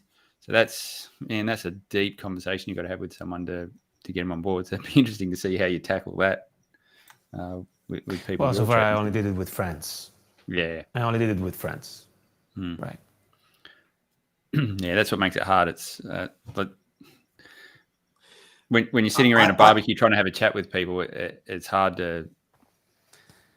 Yeah, it's not a pleasant conversation, right? That's right. Yeah. If you were to say to someone, subscribe to Ivan on Tech, who's a sister channel of mine and Crypto Sevens, by the way, and Coin Bureau, and just said, look, this is reasonably good crypto content that I largely agree with everything that they say. Watch those videos as they come out before you invest in anything or whatever. People, if they're willing to fact check when those two guys drop certain comments about the legacy system, they will very quickly become educated to the things that you are correctly identifying as items that people would be like, no fucking way. Do you see what I'm saying? And then you don't have to, like you said, you don't have to risk that you're going to do that like shock loading. Yeah, it's hard. Like I agree. Like Coin Bureau is pretty good. He's got some pretty, like, he doesn't shill too much. Well, I haven't watched him recently, but he doesn't shill too much. And he doesn't sound like a conspiracy thought. That's right. And neither does Ivan. Neither of them sound like they're doing Alex Jones shit. Right? I don't know if I'd send someone to watch Ivan straight off the bat. You think too casual? Maybe it depends on their personality or something.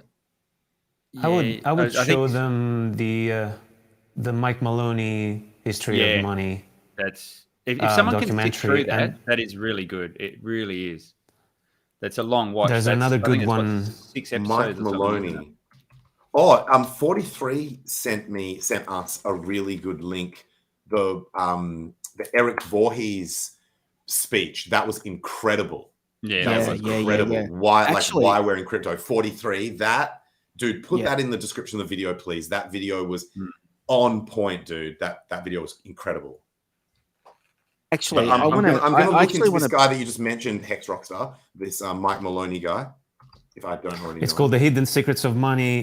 The full series is free on Mike Maloney's channel. Unfortunately, I think YouTube censored one of the important episodes, which I think it's episode 7. But if you go to his website, you can find it. The problem with Mike Maloney is that is a gold bug. Yeah.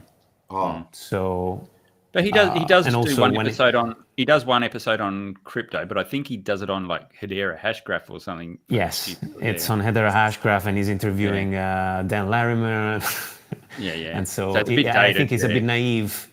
Yeah. He's a bit Sounds to me naive when like it comes to blockchain. the only episode I want to watch first is the one that YouTube censored. Yeah, which is the most important, which is where he explains the mechanism of the Federal Reserve, I think. Yeah. But there's a very good documentary as well, which is called The Money Masters, which is from 1996. It's free on YouTube. It's 4 hours long. And I don't remember the name of the journalist, but he's a famous investigative journalist from the United States. And it's talking about the history of fractional reserve banking, but it's also touching upon the Rothschild family. Yep. And historical records about them and how they influenced Europe policies and the creation of Federal Reserve. And so it's a little bit more more rabbit hole, but it's also... Yeah. The Creature from Jekyll Island is if we're going to talk some books, the Creature from Jekyll Island is that's deep. That one starts at the start and tells the whole story. I think another good one that, like, as far as books go, is the Bitcoin Standard. I think that's a really well laid out history of money, like where it came from, I've never like read how that one. it originated. You should do. That's the Safedina Moose book. I've got 2 copies. It's really good. Yeah. I mean, most of the book is just an explanation of the history of money, more than like talking about Bitcoin per se. He's got a sequel. He's got a sequel called The Fiat Standard as well. Yeah, I've read that as well. The one that I want to read is the Lynn. What's her name? Lynn Alden. Alden. Yeah, Lynn Alden. I read an excerpt of that at the start of this stream. I think that one's called Broken Money. So I'm going to have to get into that pretty soon. I'm sub to that newsletter, by the way. There's a free newsletter that you can get by email. It's a bit much. Like, I don't read the whole thing because there's a lot of like legacy stuff in there that I've got zero interest in. But she goes pretty deep on that stuff. She goes very deep on that shit. And so if you're interested in that, then definitely sub. If you're not, then still sub. But then, like, I just always make sure I read the conclusion, like the start and the end. Tangent, can you just read the private chat, please, mate? Oh yeah, I also wanted to send you this playlist that I found of this Mike Maloney thing to see if this is the right shit. Yes, yep, can do. All right, guys. I'm gonna bid you farewell. Hex Rockstar, it's been a pleasure to meet you, mate. I'm sure you're gonna have a great time in Australia at the Hex meetup. Maybe meet some nice Italian. Some nice Australian women. Brilliant. The pleasure was mine. It was good to see you all, guys. See you at the meetup, whoever is coming. Yeah, I'll be there. Cheers, 43. By the way, man, we're not ending. Just 43 is just going. 43. 43 has to go. Actually, we're not. I actually have to go as well. Oh, okay. All good. I actually have to go back to work. Before you disappear, so you're on holiday in Australia or you're based in Australia? No, I'll be on holiday in Australia. I'm flying all the way from a Mediterranean undisclosed location. Sounds good. Cool. It'll be fun. Be good to meet you. Yeah, I'll meet you in Sydney then. Yeah, I'll be around there for 2 weeks, a few days before and after the meetup. So, Cool. Sounds good. plenty of time. Take care, brother. See you, mate. Bye. See ya. That's good. So I've got a list of things I need to read now. That's going to keep me busy. I'll put that onto the never-ending list of things I need to read. Yeah. So I can never get through. Oh man, I've got videos, TV series, books, all just queued up, and I just never get around to any of it. I actually find it a lot harder to sit down and read a book now because I just find you can consume content so much quicker via video and things like that. So I tend to get a lot more information from audio, like audiobooks. I fall asleep if I listen to audiobooks. So, but YouTube or something like that, I can have going when I'm driving. Or that's actually a good point. That's actually a good point in terms of how you can consume content while it feeling like multitasking. Yeah. Man, does the Pulse scanner have like a dark mode that I'm not seeing? Because this is burning my eyes. Pulse scanner? What do you mean Pulse scanner? Like the official, like the scan.pulsechain.com. Is that? Can we get a dark mode on that thing? I've never tried. Oof. Surely you can. I don't know. Does everything else, doesn't it? I wish. But speaking of, we're lucky to see tokens, dude. Yeah, I'm almost like as soon as the blocks finish indexing on the 9 mil scanner, I'll never use anything else. I think. Say never. That's just Block Scout as well. Well, somehow they've managed to get it to actually work because there's stuff like the whole like where you search the transaction hash and normally it just says this stuff, like can't see it and stuff. At least there's actually worked. You can search transaction hashes. I can see tokens. I don't know. But I don't know if they've got all the. I don't know if they've got all the validator stuff yet. I've got to see whether they've got all the tabs you need for the validators and stuff. Yeah, but we do. Yeah, it would be nice to have something like that actually works. Yeah, keen. Yeah, actually, I never showed that. You go. Yeah, while you're doing that, just to round out all the books and TV things that you were talking about, a recent one that you might be interested in is one from Ray Dalio. So he's done a couple of video series. I think what does he call it? There's the long-term debt cycle, and he's got one other one. He's got the deleveraging one. Yeah. Yep. Yeah, so, they're great. They're amazing. So if you understand what's happening right now, so what part of the cycle we're in macro-wise and why, and understand that this is not new. This is a cycle that repeats time and time again.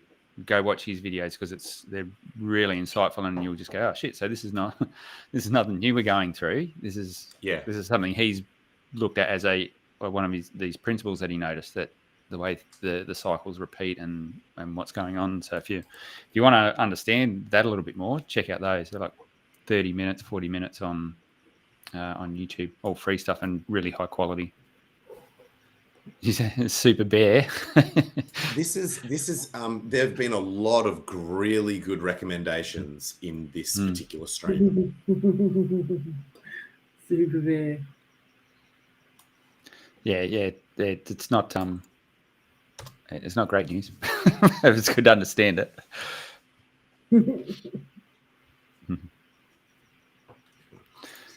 So yeah, I never showed that chart. I'll pull that up. This doesn't have to dominate the conversation. It will be very quick. But basically, this is a PulseChain chart that basically shows the entire history, daily candles, right from the start. It pumped up, it came down, it was heading back up, and then got smashed by the SEC FUD. And then we've just been down here. So down here, this is what we were talking about with how we've put in higher lows 3 times really. So if we go to that wick over there, there's basically been this capitulation wick, and then we've put in a higher low and then another higher low.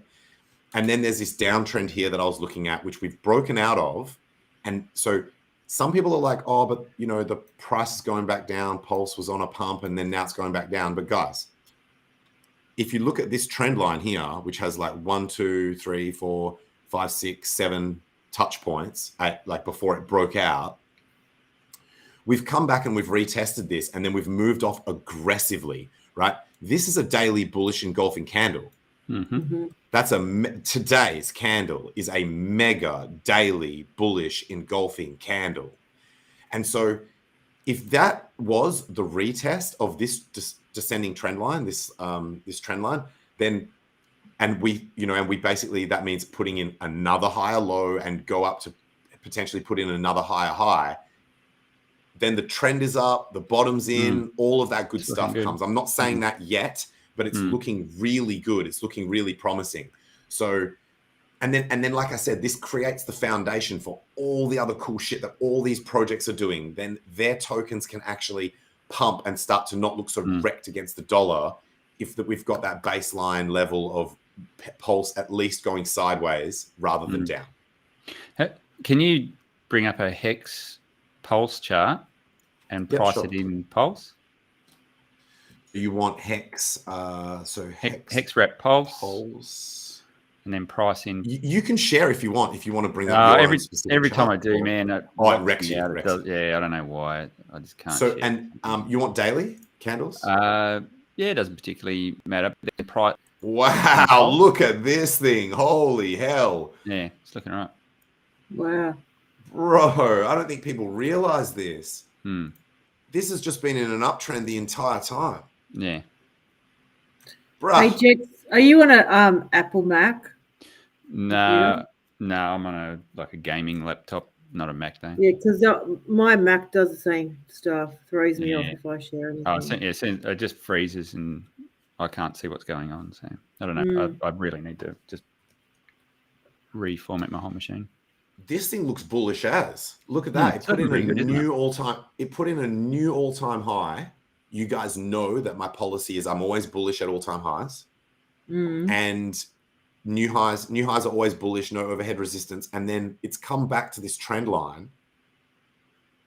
I mean, I would have liked it even better if that trend line could have held. Right, yeah. But it's not. Yeah, it's not. Look, I guess this is a bit of a weird one. Horizontal support there, this is looking really good. This is looking really, really good. I'm just going to chuck a few support levels in here. You know, this sort of stuff. Yeah, do that one. Do one below the bottoms of those ones. Sort of here. Yeah. It did actually. It found support on that level. We won't put that in because that's technically resistance. So we'll keep it real. We'll keep it real bullish. But yeah, look, it looks like it was actually finding support at this level, even though it wasn't technically a resistance level on the way up. It has become significant since. And and then support again over there. Yeah, I wouldn't be surprised. Like for me personally, I would box out this zone between these two green lines that I've drawn here, and just watch that zone, and hopefully we don't go below. Is that the daily tangent? This is a daily candles on HEX versus PLS in PLS price. Cool. And some people are saying that they're like, I kind of like some of these charts in terms of the unit bias, right? Like I noticed that Petius is heading towards 1,000 pulse.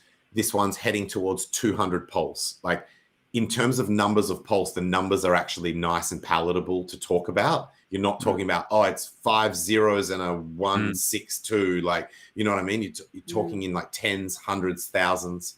So this is actually pretty cool. Jex, I'm really glad you mentioned to bring this up because I had no idea this chart looked this bullish. Yeah, I think it's just quietly ticking away in the background and no one's paying any attention to it. Let's see. Yeah, this. I'm gonna redraw this maybe like this, or some shit. It's bullish. But yeah, and look, and a lot of these things, because they're just coming off the lows, right? So this is a high, this is just put in a higher low compared to this low over here. And same with the pulse chart. It's a little bit too early to say, oh, well, this is clearly the bottom's in. But it's one of those things where you can be cautiously optimistic. You can start to look at it and say, hey, this looks like the bottom could be forming. And then it's basically your risk appetite, right? It's like, how early do you want it? And how much risk are you willing to expose yourself to for that earliness? And that's where the power of DCA comes in, where you say, okay, well, with a small amount of my input, I'll go in high risk, high return, and then move in as it either goes up or down or whatever. So something that's good to put into consideration when you're looking at this particular chart is when you're looking at different yield opportunities. And I've been doing it, comparing a lot of different things recently. And I keep coming back to HEX, man. Like the yield opportunities are pretty damn good on it. So if you're running a validator, you're getting maybe sort of 15% per annum at the moment.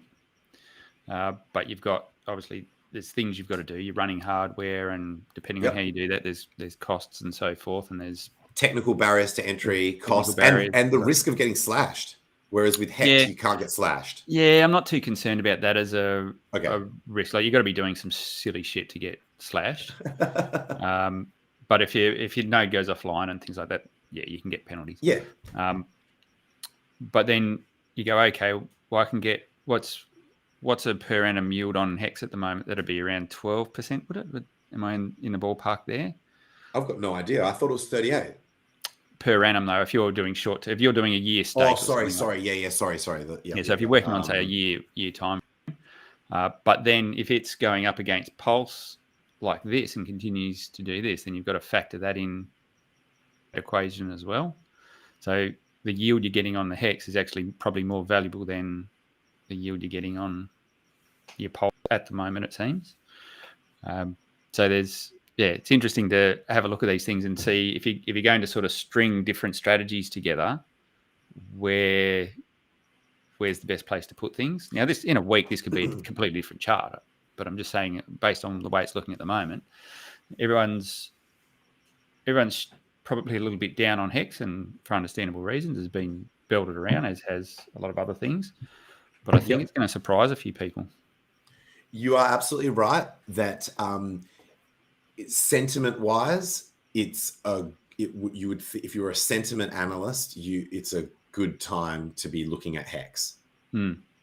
Right? The reverse of what happens in a bull market when you're near the top and everyone wants to buy it. It's like, and no one's looking at it. Everyone's looking elsewhere, or like a lot of people have been looking elsewhere. I have noticed a lot of people coming back to it though. By the way, I was quite early to this. Like, so a couple of weeks ago, it was either the last stream that we did on this channel for this show or the one before, I said, I'm starting to get nervous that I don't have enough HEX exposure. It was either last week or the week before. And I was like, I just know that at some point it's going to pop off, and I want to make sure that my bag is bigger, that I made use of the dip, right? Like that my bag is bigger than it was on the way down. And Bullish did a similar calculation to you to do with if you took the same amount of economic energy, he used 32 million pulse, because obviously the validator has a minimum. So that makes sense for you to use that as the benchmark, right? So because you can't do less if you want to do this comparison, because you can't just put a million pulse into a validator. So he did a comparison looking at a HEX stake versus a validator and came to the same conclusion as you, that HEX is OP at the moment. It's the better option. I also like the fact that it's easy. It's one click. Like you don't have to buy hardware. You don't have to have technical competence. You don't have to sit there and watch it. You don't have to learn new shit. You don't have to. You don't have to monitor it. You literally just click a button. It's done. Right. So I agree with you. I think HEX is going to surprise on both chains. Like it's man. In terms of just simplicity and design, to just keep churning out that yield.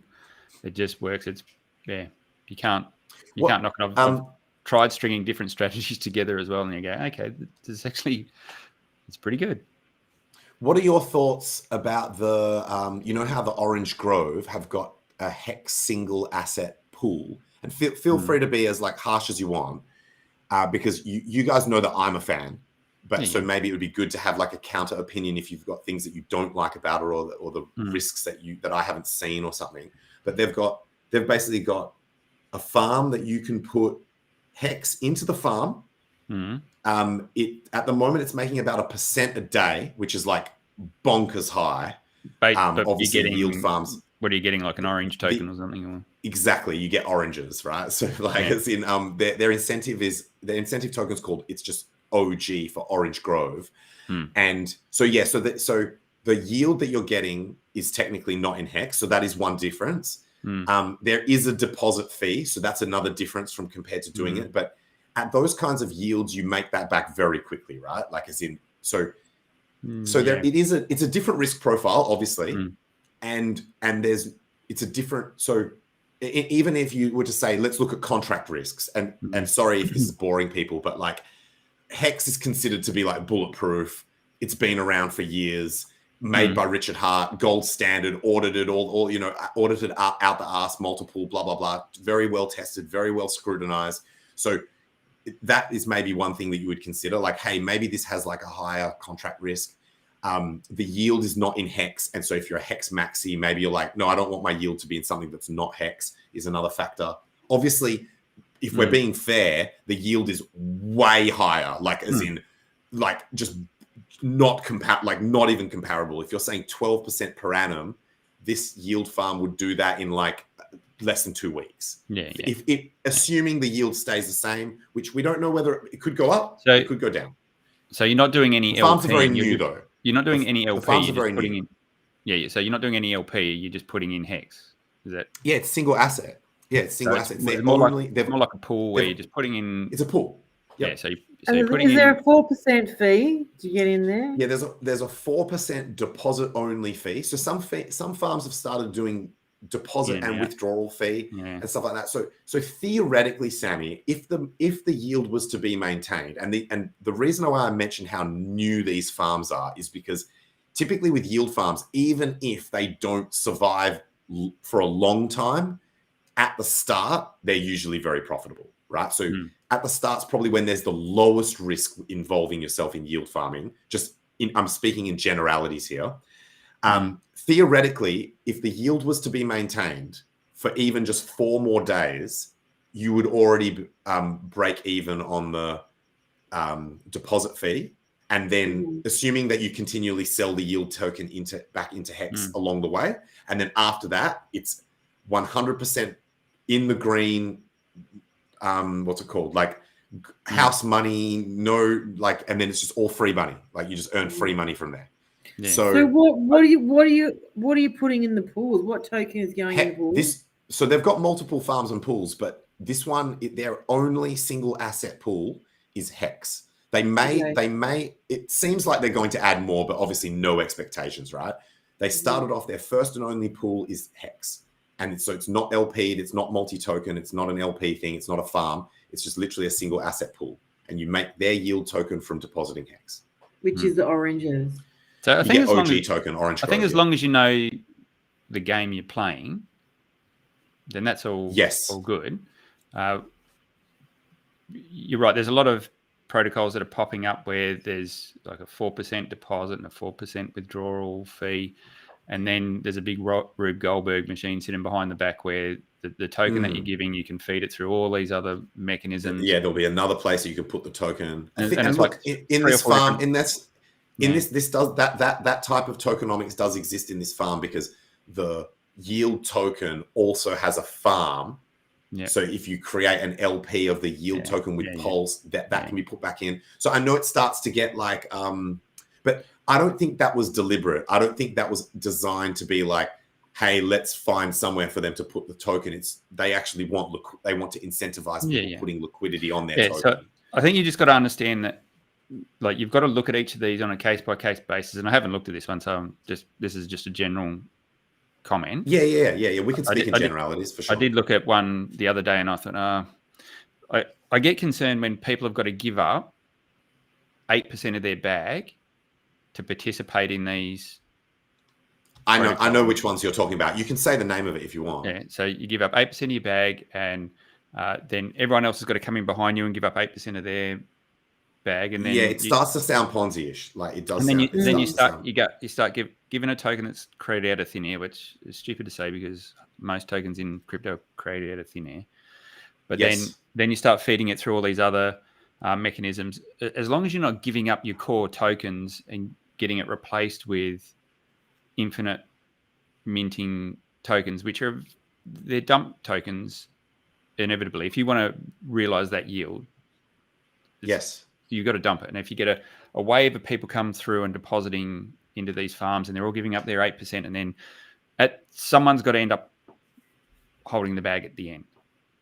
So I think this is a very fair commentary, particularly this idea that it's like if a token is being minted into existence as the incentive, then you expect the chart to look like, if you go and look historically at all the different yield tokens, the charts are typically down, right? Including INC, right?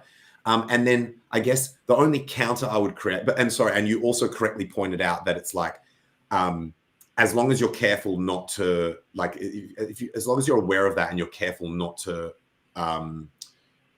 like, what's it called? Like expose, like risk your bag and then think that token, as long as you're not working under the assumption that token's going to stay the same or go up forever or whatever, then you probably could come up with a reasonable strategy. There's an interesting example where I think it was DGen Waffles, or maybe it was someone else. It might have been someone else, to try and bring a utility and a use case and like a demand back for the incentive token. They actually did an NFT project where you could only pay with incentive token. Yeah. Now that project was of a small scale relative to the market cap and holder base of the INC token. So I don't necessarily think we saw a pump on the chart. But theoretically, if someone did something similar with a token like this, where it's a smaller user base, you could start to have interesting. And I know you're probably going to say, and you'd be correct, that this all comes under this idea of like, where can we convince people to place, hold, or spend their tokens so that they don't dump it on the market, right? Yeah. So I guess generally you need a sink. Most protocols have a sink where, and it sounds like you can keep kicking that sink onto the next thing. Okay, you roll it through this part of the protocol, and then you put it into eventually it sinks somewhere. And if in the case of the INC token, it ends up being an NFT. Okay, well, whatever. But it goes somewhere. It always goes somewhere. Yeah. There was an NFT that. So I wish I could remember the name of the project, because I was interested that they did that, because, by the way, that's like not a token that it wasn't. So this was a Tangang thing, but INC is obviously not part of the Tangang. They were just doing it for the culture to try and save because at least the narrative would be there. Like, hey, maybe this thing is worth having or holding, and not just immediately dumping the shit out of it as soon as you get it. Yeah. But you are right that in general, that's the way that that yield tokens go. And I think so. The comments in the chat are like just being early and things like that.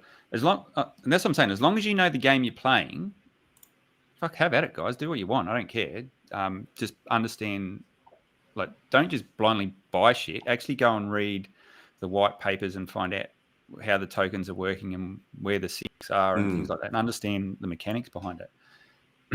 Everyone's grown adults. Anyone that's in the chat, without this sounding like a sales pitch, because you guys know I'm a fan of like all the Tangang shit, and I consider there are gigabrain, like I call them gigabrain devs or giga chad devs or whatever like that, and I count the Pussycat team within that group. So I don't want this to sound like a shill, but for anyone in the chat that made that comment of like, as long as you are in early in the yield farms, these farms are young, right? I think they've been around for like less than 2 weeks. The yields have stayed high. I haven't seen the yields really drop off yet, if they're even going to. And they have not utilized any of these sinks that Jex is talking about. They haven't created, like, they theoretically have the capacity to create many, many more of these like layers of sinks, because the shit's so early and they've only added a few farms. So I don't want to keep talking about it, but as in I don't want to bore you guys with it, but I think it's worth looking at. And I was just pumped that they added HEX because I like the idea that there's a HEX that in terms of the promotion of the asset, right? It's like it's respecting the asset, being like, this is the asset we want to feature as the first one that's added before anything else to the pool section. Absolutely. Anyway. Hey guys, I'm out of here. I've got to get up for work tomorrow. So good to see you. Take care. See everyone in chat. See you next week. Did you want to do a closing? Yeah, thing, Sammy? we're going to wrap up anyway, Sammy. All right, cool. I'm falling asleep. It's been a long day. And not because you're boring, Tangent. No, it's fine. It's fine. All about it. I want to hear all about it. All right, yeah. Sammy Chico on Twitter. Follow me. I'm TikTok. Same name. And if you want to come to Sydney, message me and I'll send you the link to get some tickets. So there's tickets still available. I was just about to ask. Yeah, yep, there cool. is. Yep. Yeah, I'm Jexer? looking forward to Sydney, Sammy. It's going to be nice to catch up with yourself and everyone else over there. So I'm locked and loaded now. I'll definitely be there. It'd be great to catch up with everyone over on the East Coast. And I think sounds like we've got Class are going too, aren't they? Yeah. Cool. Yeah. So it's going to be should be a great weekend. Look, I think we've hopefully come through the worst of what crypto's got for us. Like I said, the Tangent and everyone that's in our private chat, my timeline is green candles and going up from here. So feel free to join me. I'm with you, man. My timeline. Yep. I think things, although there's a lot of negativity out there, I think things are looking pretty good from what I'm seeing. So yeah, I think if you've survived this one, you've earned your stripes, and you'll be much stronger next time coming through everything. So yeah, it's looking like we're getting around to the good times again, guys. So enjoy it. I agree with you in terms of the people who have stuck around. To me, I didn't notice it until recently, man. Because I've been surrounded by people that are grinding, I haven't noticed the attrition rate of people coping, seething, crying, leaving. I just haven't noticed any of it, right? And which has been great because to me, in the bubble that I've been in, or the pseudo bubble, I've just thought, wow, look at all this cool shit that's being built and all these cool ideas and stuff like that. And then you quickly forget that that the pricing is not excellent. And then one day you wake up and shit's going up. And so I'm with you, man. I'm on your timeline. Bull market confirmed, and we're going to get this. We've done the time. Most people agree that this has been the most brutal of all. Oh yeah. All. Crypto has definitely not been boring this time. It's insane to what I was thinking about this a moment ago before I jumped on. I think everything plays out so publicly because all the chains are public and we're all on social media. So whatever happens in this industry is played out in front of everyone to see. And the big boy thing is a clear example of that. So yeah, it's interesting to watch. And I think it's definitely a lot more of an emotional roller coaster because of that. But hey, makes it entertaining. For my outro, I only want to say one thing, even though my outro was kind of like meshed in with Jex's. So I'm just going to make this one statement. I was having a chat with someone and we were talking about stuff, and I made this comment that I wanted to repeat to everyone. Realistically, very few people do the Shiba Inu, come into crypto, buy $100 worth of crypto and become a multimillionaire, right? That story, it exists, it's true, but it's very rare. It's like a lotto win. And by the way, for them to actually sell out and capture the millions and not round trip the bag, right? Rather than thinking that they're a genius and that they're going to be able to do it over and over and over again, right? So the getting in and out perfectly is nearly like a lotto win, because most of the time the stories that you hear is the dude that did it on the way up, but you don't hear the end of how that fairy tale ends, which is he round trips the bag. What we end up with is that the majority of people in crypto that get rich as hell, it is a combination of grind and luck, and that is it. So you have to get both to get super rich in crypto. So if you're not grinding, then and this is that old saying of like, opportunity fortune favors the hardworking people, or what, like as in when you have to be there, showing up when the opportunity comes by. If you're not there, that opportunity comes by and passes you by. So this absolutely is, it's getting later and later. It is getting less and less time to be out putting in work and showing up every day to catch that bus to the yacht club. And that's all I'm going to say about it. Yep. So true. That's a way to close. All right. Thanks, chat. Thanks so much. Ingrid, once again. Good to see you. Cheers, everyone. Bye, bye, bye, bye, bye.